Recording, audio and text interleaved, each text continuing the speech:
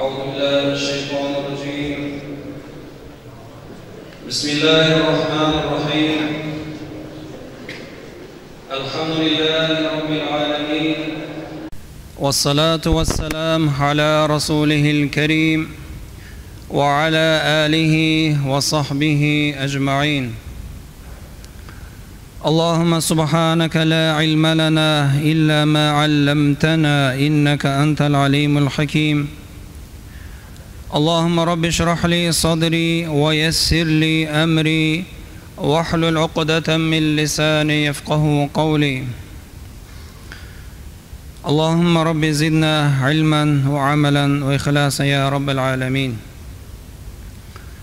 السلام عليكم.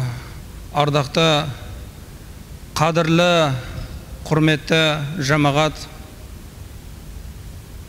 баршаларыңыздың бүгінгі мына қасиетті ұлық мейрамымыз, қасиетті ұлық күніміз, ораза айты баршамызға мүбәрәк болсын. Бүгін ұлық мейрам, бүгінгі күн Алла Тағаланың біздерге сый еткен ұлық күні. Бүгінгі күнде Алланы ұлықтап,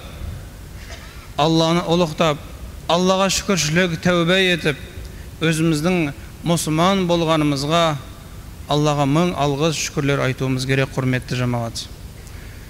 Иншалла, бүгінгі айт күні әрбіріміздің бойымызда, жүрегімізде шынайы бір қуаныш болсын. Әрбіріңіздің отбасыңызда, бала-шағаларыңыздың ортасында Алла Тағала осындай бүгінгі ұлық айттың шарапатын, жақсылығын берсін. Бүгінгі айттың құрметіне Алла Тағала елімізге, халқымызға амандық, халқымызға ауыз біршілік, елімізді, халқымызды Алла Тағала әмәнді аман етсін. Міне иншалла біздер бір ай Рамазан бойы Алланың ризалығы үшін ораза ұстадық. Бәріміз жақсы білеміз, әр нәрсенің хаққысы, әр нәрсенің есесі оның соңында беріледі. Мысалы айтатын болса, бір ай бойы жұмыс істеген қызметкер өзінің айлығын алған кезде, қолына әлгі жалақысы тиген кезде көңіліне бір қуаныш ұялап, бір шаттық ұялап, бір көңілі жайдарып қалады. Яғни сол істеген еңбегінің есесіне оған берген аздай болса да жаңағы берген жалақысына ол бір марқайып қалады. Неге? Өйткені оның еңбегі ақталғандығына, ол өзінің сол істеген жұмысының маңдай термен тапқан табысына, сол өзінің шын көңілімен қуанғандығы, ол басқаларға да соны бөліседі. Міне, бүгінде біздердің сол 30 күн бойы Алла Тағаланың ризалығы үшін, Алла Тағаланың біздердің сол еңбегімізге берілетін жаңағы жалақы сияқты бүгінгі күнде Алла Тағала Рамазан айы бойы ұстаған оразаларымыздың есесі беріледі, құрметті жамағат. Міне, сол себептен Рамазан айының оразасы Айдул Фитр, міне сонысымен ерекшеленеді, құрметті жамағат. Біз Рамазан айының шығуыменен, Рамазанның кетуіменен біз қуанып, ай құтылдық-ау, осы Рамазан ай әйтеуір бітті-ау, 30 күн бойы оразамыз, жаным қиналды-ау деген жаңағы қуаныш емес, құтылдым деген. Бұл айттың ерекшелігі, құрметті жамағат. Бұл ораза айтының ерекшелігі. Біздер шын мәнінде баршамыз бүгінгі Алланың мейіріміне бөленіп жатырмыз. Өйткені бойымыз күнәдан арылды. Аз да болсын жақсылыққа қадам бастық. Оразада көп нәрсенің ақиқатын түсіндік. Өзімізді сабырлыққа үйреттік. Ішкі дүниеміздің тазалығына сәл болса да көңіл бөле бастадық. Осы оразадан кейін біздер сәл болсында өзімізді мұсылман сезіне бастағандығымыз, біз үшін үлкен қуаныш, құрметті жамағат. Міне, Алланың ризалығы үшін шын мәнінде оразасы қабыл болған адам осы Рамазан айы өткеннен кейін де өзін барынша сол жаман істерден, бар жаман әтті күнәлардан өзін сақтайтын болады. Өйткені ғалымдарымыз айтады, Алла Тағаланың құзырында бір амалымыздың қабыл болуы, болмаса тәубеміздің қабыл болуы, ол сол уақыттан кейін егер сол іске қайта оралмаса, яғни сол күнәға қайта бармаса, оның тәубесі, оның күнәсі кешірілгендігі деп пайғамбарымыз саллаллаху алейхи вассаламның хадистерін жеткізген екен, құрметті жамағат. Иншалла бәріміз үміттенеміз. Аллахым осы Рамазан айы бойы ұстаған оразаларымызды қабыл етіп, күнәдан арылтты деген баршамыздың Аллаға деген үмітіміз шексіз иншалла. Алла баршамызды сол Алланың мейірімінен үміт ететін мүмин мұсылмандардан болуға нәсіп етсін. Расулуллах саллаллаху алейхи вассаламның Абу Хурайрадан жеткен хадисте пайғамбарымыз саллаллаху алейхи вассалам былай дейді: Рамазанның соңғы күнінде ораза ұстаған кісінің бар күнәсі кешіріледі. Сонда ол түн қадір түні дегенде пайғамбарымыз саллаллаху алейхи вассалам әр нәрсенің хаққысы соңында беріледі. Алла Тағаланың мүминдерге берген хаққысы ол олардың күнәсін кешіргендігі деп пайғамбарымыз саллаллаху алейхи вассалам бұйырған еді. Бір күні Расулуллах саллаллаху алейхи вассалам минбарға шығып бара жатып, минбардың алғашқы сатысына қадам басқан кезде пайғамбарымыз әдетте ол сөзді айтпайтын еді.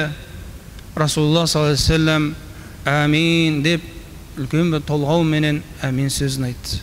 Екінші баспалтаққа, екінші табалдырыққа қадам басқанда тағы да дәл солай әмин деп пайғамбарымыз саллаллаху алейхи вассалам қанжалап дуа етті. Үшінші мәртеде дәл осылай әмин сөзін Расулуллах саллаллаху алейхи вассалам қайталады. Әдетте сахабаларымыз Расулуллах саллаллаху алейхи вассаламның пайғамбарымыздың бұл ісін алдын көрмегеннен кейін Расулалладан сұрады: «Я Расулаллах, сіз бұны әдетте айтпайтын едіңіз. Бүгін сол әминді айтуыңызда мән мағынасы не?» деді. Сонда пайғамбарымыз саллаллаху алейхи вассалам ең алғашқы минбардың табалдырығын басқан кезінде әмин деуім осы дүниеде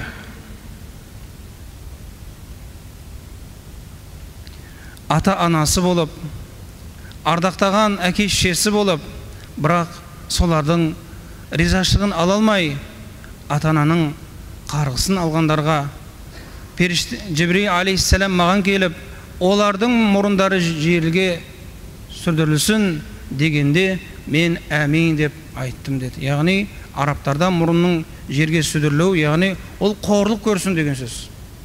Яғни Жибрил алейхиссалам ата-анасы бар бола тұра оларға қызмет жасап ризашылығын алмаған адамға Алланың қорлығы болсын дегенде пайғамбарымыз сол кезде әмин деп дұға еткен еді.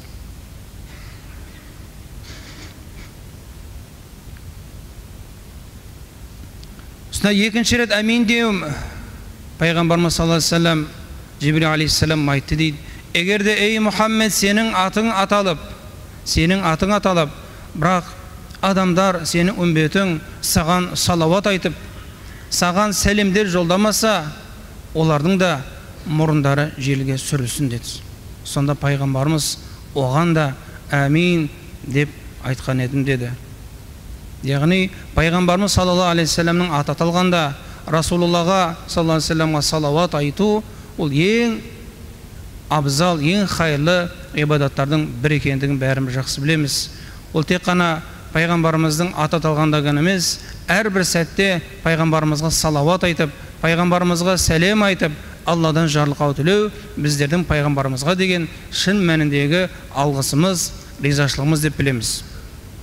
Ал үшінші мәрте әмин деп айтуымда Расулуллах саллаллаху алейхи вассалам былай деді: Жибрил алейхиссалам маған келіп, қасиетті ұлық Рамазан айы кірген кезінде Рамазан айын қадір қасиетін ескерместен, Рамазанның оразасын ұстамастан, ғапылдықпенен Рамазан айын қарсы алған пенделерге Алланың қорлығы болсын, яғни мұрны сүрілсін дегенімде де мен әмин деп айттым деді. Яғни осы қасиетті ұлық Рамазан айына кіріп тұрып, Алланың мағфиретіне, Алланың жарлықауына ілінбеген адам, яғни оған қорлық болсын деуінің өзінде не жатыр, құрметті жамағат. Яғни Алла соншалықты біздерге осы қасиетті ұлық Рамазан айында біздерге бар жеңілдікті, бар нығметті біздерге Алла Тағала сый етті. Ал біздердің осы Рамазан айында сол Алланың бар сыйын қабылдамауымыз, біздер үшін өте үлкен өкінішті қайғы, құрметті жамағат. Ал Рамазанның әрбір күнін қадірлеп, қастелеп, тіпті оразаның келуіменен қуанған мүмин адам ол иманды деген.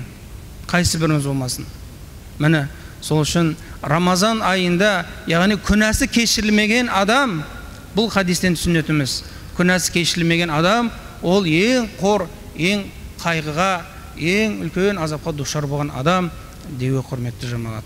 Иншалла, барлығымыз үміттіміз осы қасиетті ұлық Рамазан айында шын мәнінде осы Рамазанды қадірлеп, қастерлеп, Аллаға тәубе етіп, тәубенің есіктерін ашып, әрбіріміз сол жасаған қандай да бір күнәларымызға кешірім сұрап, осы я Раббым Рамазан айында маған жақсылығыңды бер, осы Рамазан айымда өзіңе деген сенімімді арттыр, иманымды күшейте көр, осы Рамазан айында амалдарымды я Раббым арттыра көр деп дұға еткен әр мүмин мұсылманға иншалла Алла Тағаладан арнайы бүгінде осы айт күндерінде иншалла оның біз сияқсын, оның қорымын аламыз иншалла. Міне біз бүгінде айтты міне сонысыменен, бүгінде біздер айтты осындай ұлық мейрамменен біздер иншалла оны атап өтеміз. Осындай ұлық мейрамда бірімізде осыны жақсылық, қуаныш сыйлаймыз, құрметті жамағат. Ал енді әдетте бұндай айт мейрамдарында біздер көпшілік, құрметті жамағат, айт күні мейрам, бұл күнде айт намазын оқығаннан кейін үйлерді айттау, барынша осы күндерде тіпті жеті үйге дейін кіріп айттаудың өзі де үлкен сауапты іс екендігін үлкендеріміз әдетте айтып жүр.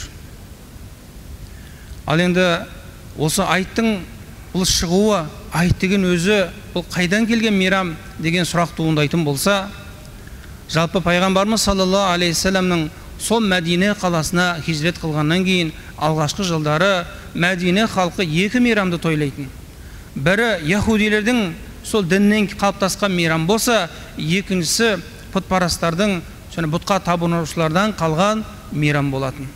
Бірақ сол мәдиналықтар, яғни ол аталарымыздан, бабаларымыздан бізгедерге жалғасып келген мейрам деп пайғамбарымызға осы өздерінің мейрамдарын айтқан еді. Сонда пайғамбарымыз олар үлкен сүйінші хабар менен Аллахым сендерге сол екі мейрамның орнына есесіне екі ұлық мейрамды Алла Тағала сендерге сый етті деді. Оның бірі осы ораза айт болса, екіншісі ұлық құрбан айт. Бұл екі айттың да бір-бірінен айырмашылығы жоқ, бірақ ғұламаларымыздың көпшілігі яғни құрбан айты үлкен айт екендігін, ораза айтын кіші айт екендігін айтып кеткен. Оның түп үлкен кішілігі, яғни құрбан айт шын мәнінде ол 3 күн бойы, сол Арафат күнінен бастап, одан кейін 3 күн айт бойы, 4 күн бойы бұл тойланатын ұлық мейрам. Әрі құрбан айттағы жасалатын барлық ізгі амал сол Ибраһим алейхиссаламнан келген, жалғасып келген барлық амалдар жасалады. Ал ораза айтында бұл айттың кіші айт деуі, яғни біз Рамазанның шығуыменен Алла Тағаланың құзырында сол Алланың мейіріміне, шапағатына бөленгендігімізді өзіміз ғана емес, бүкіл мұсылман жұртшылықпен бүгінде міне бөлісіп отырмыз. Бәріміздің де міне иншалла айт намазына келуіміз, Құда қаласа айт намазынан кейін, айт намазын оқып болғаннан кейін таратқан кезде бәріміз шын мәнінде Алланың сол нұрына бөленген күйде, Алланың жақсылығына, сол Алланың бүгінде біздерге әлгі бір жерге барсақ, барлығымызға сыйлық берсе, қандай қуанып марқайып қайтамыз. Солай ғой. Сондықтан бүгінде барлығымыз Алланың бүгінде біздерге иншалла сыйы, Алланың арнайы хәдиесі біздер үшін баршамызға нәсіп етеді Құда қаласа. Сол Алланың хәдиесі, Алланың сыйлығы иншалла бар көңілімізді тек қана өзіміз емес, сол сыйлықпенен отбасымызға барып, ағайын туыстарымызға барып, иншалла бөлісетін болсақ, Құда қаласа біз Расулулла саллаллаху алейхи вассаламның сол сүннеттеріне амал еткендігіміз болады. Ал енді осы айт мейрамы дегенімізден кейін, осы айтта біздер мұсылман баласы қай нәрселерге өте сақ болып, қандай нәрселерді іске асырғанымыз жөн десеңіздер, ең бірінші ұлық қасиетті айт күнінде ең хайырлы амал Расулулла саллаллаху алейхи вассаламның хадистерінде келеді. Яғни осы бүгінгі айт кешінде, мәселен кеше оразаны бітірдік, Аллаға шүкірлік деп, жаңағы аузымыз ашқаннан кейін енді жыл жаңағы 12 ай қалған 11 айда біздер ораза парыз етілмейді. Яғни біз бүгінде сол жаңағы түні бойы Аллаға ризашылығымызды, шүкіршілігімізді білдіріп, құлшылық жасап, кейін барып айт намазына келуіміз, бұл осы айт намазына деген біздің құрметіміз, ізетіміз, айт намазына деген жаңағы пайғамбарымыз саллаллаху алейхи вассаламның сүннеті болып табылатын амалдардан екен. Өйткені пайғамбарымыз саллаллаху алейхи вассалам оразаның соңғы күнінде, яғни ол мейлі 29 күні болсын, мейлі 30 күні болсын, яғни Рамазан кейде 29 күн, кейде 30 күн болатындығын біздер білеміз. Бүгінде жалпы бүкіл кейбір мұсылман мемлекеттері Рамазан айын 29 күн ұстаған болса, біздер Алла нәсіп етіп 30 күн ұстадық. Өйткені Рамазанның келуі, Рамазанның бітуі ол айдың көрінуіменен болатындығын бәріміз жақсы білеміз. Ал енді біздердің бір күн Рамазанды алдын бастауымыз, біздің елде сол жаңағы бауырларымыздың айды көріп, елге хош хабар, Рамазан айтып, Рамазан келіп сүйіншілеуі, иншалла, мына біз сол күннен бастап 30 күн ораза ұстадық. Ал енді осы соңғы күні түнде құлшылық жасау, осы айт намазындағы ең жаңағы жақсы ізгілікті амалдардан болып табылатындығын мен айтқым келіп отыр. Екінші, айт күніндегі жасалатын амалдардың екіншісі, яғни айт намазына келуден алдын жаңағы бойымызды тазартып, ғұсылданып, бой дәрет алу, ол пайғамбарымыз саллаллаху алейхи вассаламның сүннеттерінен. Өйткені пайғамбарымыз әрбір екі айтта, одан кейін жұма күндері пайғамбарымыз ғұсыл дәрет алатын еді. Яғни ғұсыл дәрет дегеніміз, яғни ең басты аузымызды шайып, мұрнымызды шайып, толық денемізге су тигізу, бұл ғұсыл дәрет болып саналады. Егер де біз осы жаңағы ғұсылды айтқа жай күндегідей шомыла салу мақсат емес, айт намазының құрметіне деп ғұсылданатын болсақ, иншалла біз оған сауап аламыз, құрметті жамағат. Ал жай күндегідей жуына салайын, үстім иістеніп қалды, жаңағы денем қызып кетті деген мақсатта емес, тазалық үшін, Расулулланың сүннеті үшін ғұсылданып мешітке келетін болса, иншалла оған әлбетте неге сауап жазылмасқа. Кейінгі айт намазының сүннеттерінен болатын амал, айт намазына келуден алдын тістерімізді тазалап келу. Ертеде сахабаларымыз мисуакпенен тісті тазалайтын болса, бүгінде біздер тіс шөткісіменен немесе тіс жаңағы пастасымен тісімізді тазалап келеміз. Яғни дін исламда мына қарасаңыздар, әрбір нәрседе ең басты тазалыққа мән беретіндігін. Біз құлшылыққа барсақ та ғұсылданып, одан кейін яғни тісіміздің жуында не жатыр? Біз мешітке көпшілікке барған кезімізде жаңағы аузымыздан жақсы қош иіс шығып, жаңағы тіпті тістің тазалығының өзі бұл біздің денсаулығымыздың кепілдік екендігін бәріміз жақсы білеміз. Міне, дін ислам ол тек қана азаннан кешке дейін құлшылық екен деген ұғым емес. Ол тіпті дініміз, ислам діні біздің деніміздің де, саулығымыздың да жағдайын ойлаған дін, құрметті жамағат. Иншалла. Міне, осында айттың құрметіне иншалла сол мисуак немесе жаңағы тісімізді тазалап келуіміздің өзі Расулулла саллаллаху алейхи вассаламның сүннеттерінен екен. Одан кейін айт намазының әдептерінен айт күні таңертең жаңағы, ол енді таңертең емес, жалпы айт келе жатыр дегеннен ақ біздер айтқа дайындық көруіміз керек. Ол не дайындық? Ең бірінші жаңағы жақсы жаңа киім алу. Яғни бұл көбінде бұл үрдіс мұсылман мемлекетінде өте қатты қалыптасқан. Басқа уақыттарда емес, осы айт күндеріне арнайы олар бүкіл отбасы болып жаңа киім алып барлығы киінеді.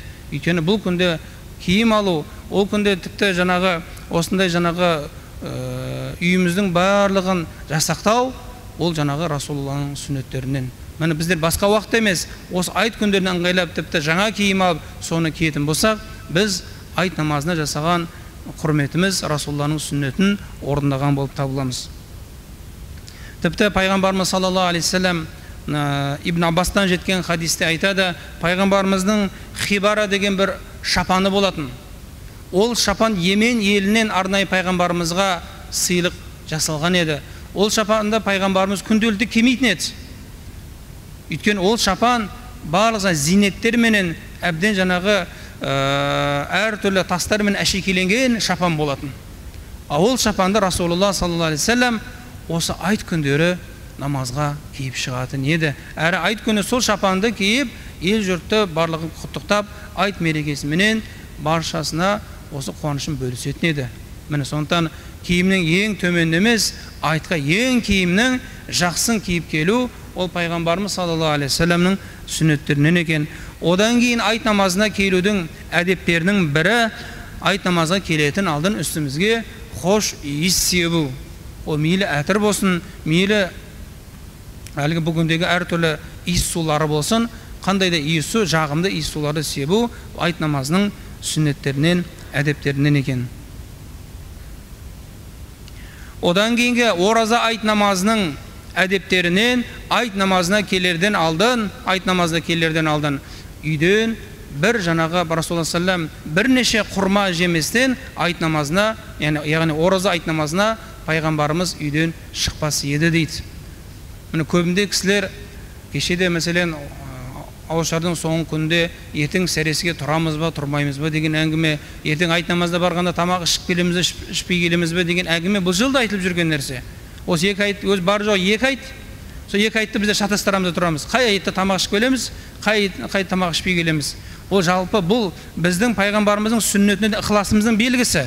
Бірақ бұл жаңағы белге, бұл ықыласқа кішкене мән беріп, оны жаңағы ұқыптылықпен қарайтын болсақ, иншалла, ол жылда келетін айт намаз. Ол бір ғана осы айт намаз келді, бітті деген сөз емес. Тіпті айт деген араб тіліндегі осы сөздің мән мағынасы қайта келуі, немесе бірнеше рет қайталануы деген мағынаны білдіреді.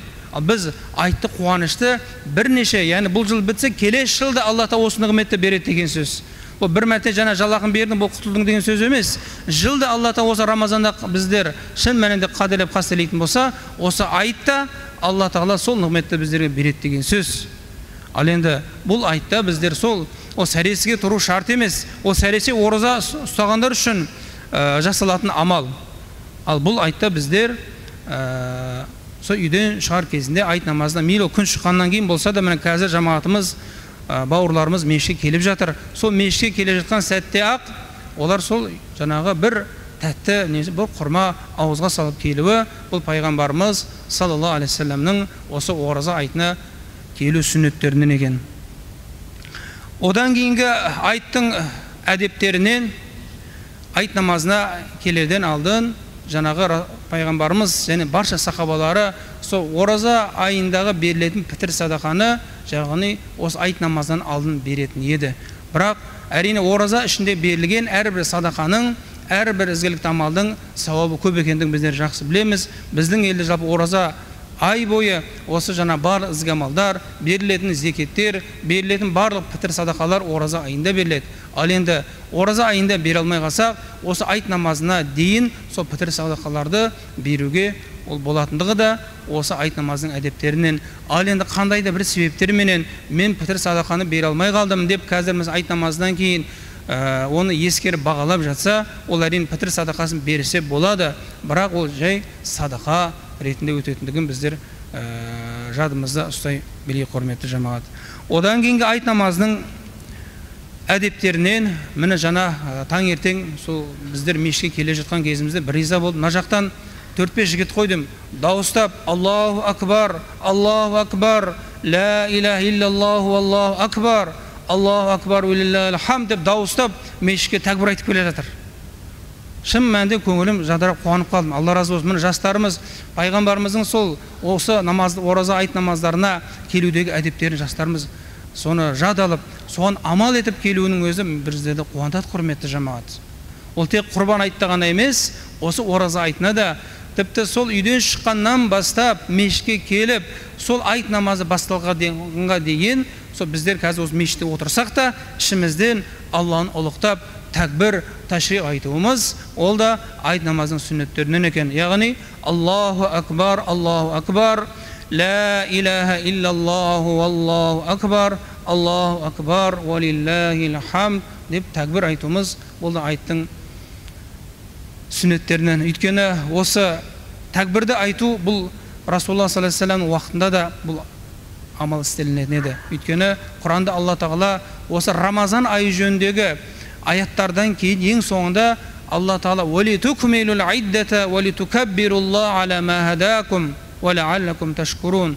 Яғни бұл жаңа алдыңғы аяттарында айтылады, Алла Тағала сендерге ораза ұстауда жеңілдікті қалайды, ауыртпашылықты қаламайды, және сендердің Алла Тағаланың нығметін кемел ету үшін, әрі сендердің Алла Тағаланы ұлықтауларың үшін мүмкін сендер Алланың шүкіршілігіне, Алланың шүкір еткен құлдарынан боларсыңдар деген аятында «Валитукаббируллаха» деген сөз, яғни Аллаға ұлықтау, осы біздер тәкбір айтып, тәшриқ айтып, осы амалды істеуіміз, бұл да міне Құрандағы Алла Тағала біздерге баяндаған аяттарының астарында осындай әдепті айттың сүннеттері жатыр. Одан кейінгі айт намазының әдептерінен айт намазына келуіміз, яғни айт намазына келудің Расулулла саллаллаху алейхи вассалам біздерге жолын үйреткен. Пайғамбарымыз айт намазына барардан алдын бір жолмен барса, қайтарда екінші жолмен қайтатын еді. Оның астарында не хикмет жатыр? Ойлайықшы. Яғни айт намазына барарда бір жолмен барып, сол жолмен қайтсақ болмайды ма? Неге Расулулла қайтарда екінші жолмен қайтты?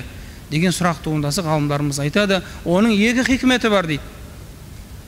Бірінші хикметі Расулулла саллаллаху алейхи вассалам екінші жолмен қайтуы, өйткені қияметте біздердің әрбір басқан қадамдарымыз, әрбір жүрген жерлеріміз, тіпті намазда тұрған кезімізде, маңдайымыз сәждеге қоятын кезде, әрбір сол сәждеге қойған орындарымыз қияметте не істейді? Біздер үшін Алланың алдында куәлік етеді. Я Раббым, осы құлың сен үшін маңдайын сәждеге қойған еді. Я Раббым, осы құлың сен үшін айт намазда мені осы жер бетін басқан еді деп куәлік етеді екен.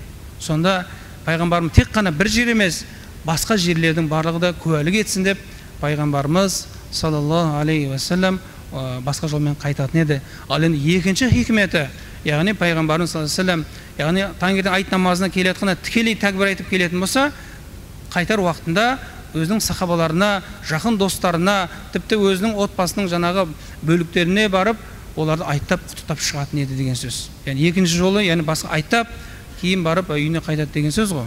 Сол үшін мешіттен шыққаннан кейін де біздер ол басқа жолмен қайту деген тікелей үйге бару деген мақсат емес. Яғни осы айт намазын өтегеннен кейін жаңағы айттауымыз, енді бүгін жұмыс күні болса да, иншалла осы қазір мына уақыт айт намаз оқылғаннан кейін 9-10 айдың уақыт болады. Сол уақытты пайдаланып, ең болмаса өз үйімізге ең жақын деген, ең басты өзіміздің ата-аналарымызды құрметтеп, ізеттеп, олардың бүгінде айт екендігін сол үлкен қуаныш хабарменен оларға бір сыйлық жасап, анашым бүгін айтым құтты болсын деудің өзі де, үлкен ораға мейлі көйлек алып бермесеңіз де, бір қымбат әшекейлі киім бермесеңіз де, орамал сыйласаңыз да, оның өзі осы айтты ұлықтағандығымыздың, айтты сыйлағандығымыздың белгісі екен. Одан кейінгі айт намазының әдептерінен болып табылатын амал, айт намазына ертерек әрі жаяу келу дейді. Пайғамбарымыз саллаллаху алейхи вассалам айт намазына ертерек келген кісілерге оларға берілетін әжір сауаптың да артық екендігін айтып кеткен. Ал енді мүмкіндік болса, үйіміз жақын жерде болса, міндетті көлікпен келу шарт емес, аяқпен қадам басып, әрбір қадамымызда жаңа тәкбір тәшриқті айтып келсек, ол да айт намазының сүннеттерін орындаған болып табыламыз.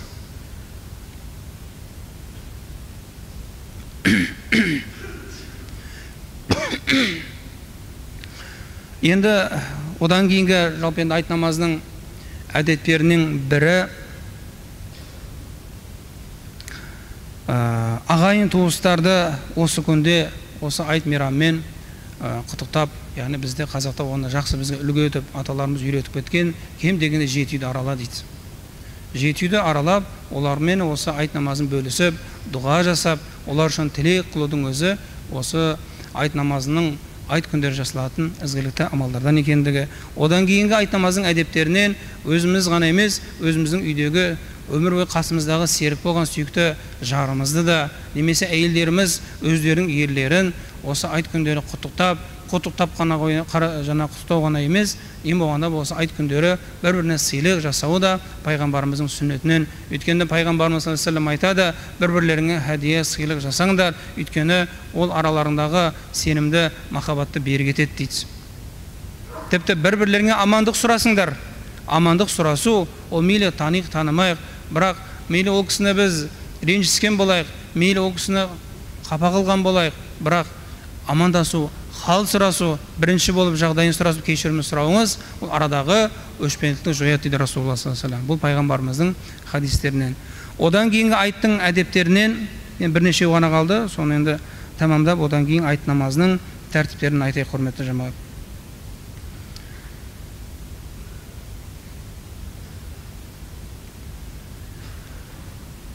Балаларымызға, өзіміздің үйдегі балаларымызға осы айт күндері де сыйлық жасауымыз.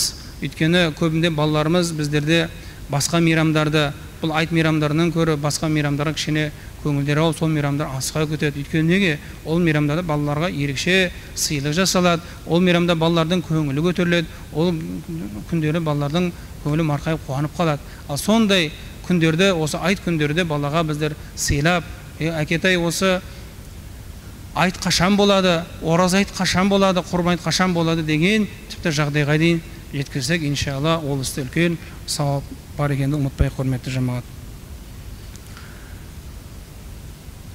Енді ең соңғы айт намазының осы айт күндеріндегі орын алатын әдептердің бірі айт күнде шынайы көңіл көтеру, яғни қуану. Бұл күнде жаңа қайғырып, мұңайып, немесе тек қана әлгі айт күндер біздерде ертеде қалыптасқан, айт намазын оқығаннан кейін үлкендердің бірінші барып қабірлерді зиярат етіп, сол жақтан келгеннен жылап, қайғырып, үйге Құран оқып, сөйтіп мұңайып жүреді кешке дейін.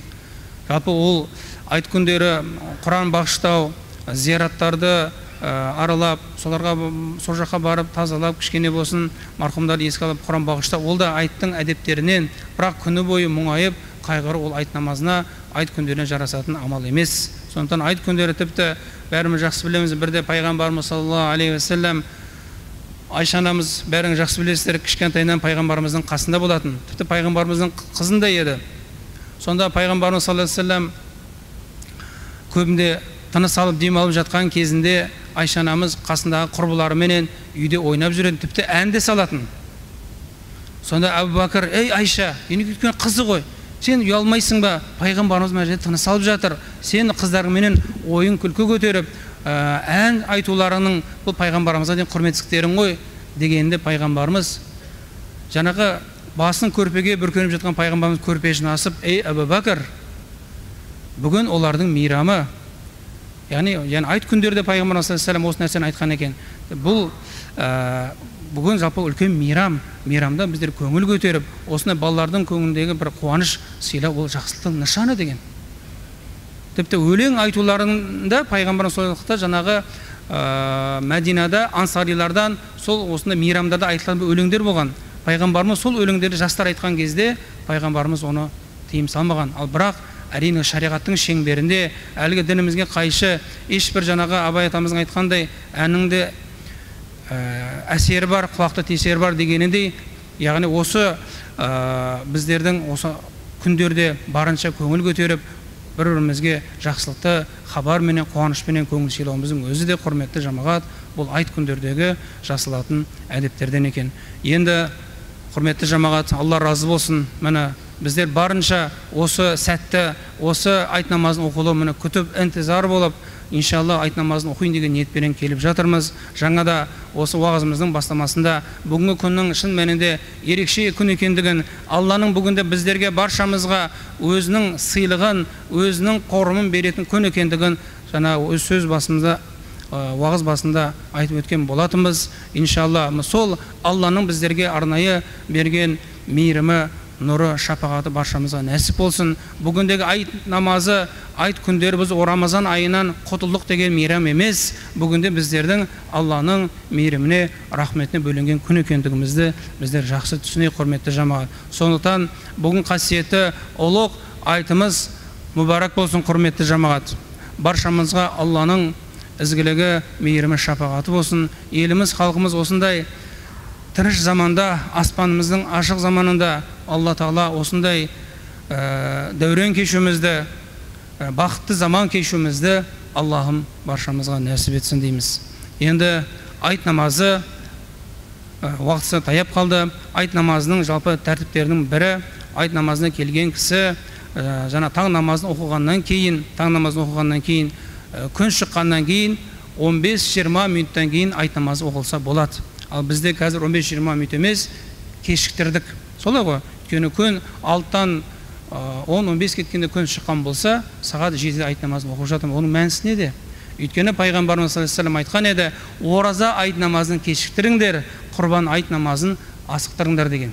Міне біздер, яғни Расулуллах саллаллаху алейхи ва саллямның сүннетіне жараса, бүгіндегі міне ораза айт намазын сәл кешіктіріп, күн арқан бойы емес, бірнеше бой көтерілгеннен кейін ғана барып, айт намазын иншаға оқуға белі боламыз.